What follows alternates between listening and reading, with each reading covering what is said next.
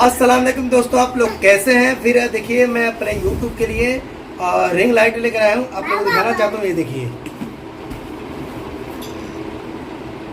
ठीक है, स्टैंड है इसका, 9 इंच का स्टैंड है, रिंग लाइट है।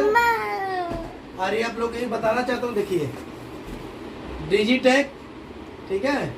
और एलईडी रिंग लाइट हो गया, और 19 इंच के है, और 80 वाट की, 80 वाट यानी पावर है उसका, ठीक है। कलर है, और आप लोगों को खोल के दिखाना चाहता हूँ, देखिए।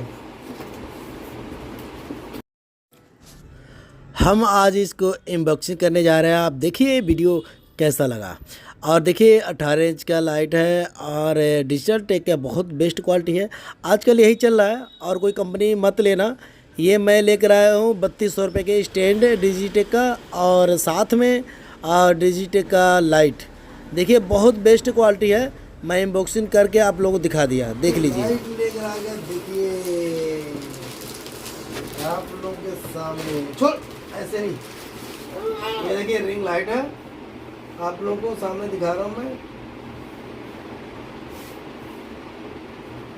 और ये कैसा चलेगा आप लोग सारे बता रहा हूँ, देखिए।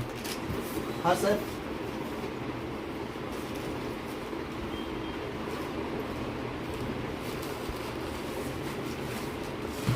चल ठीक है, इतने ही बंद कर दो।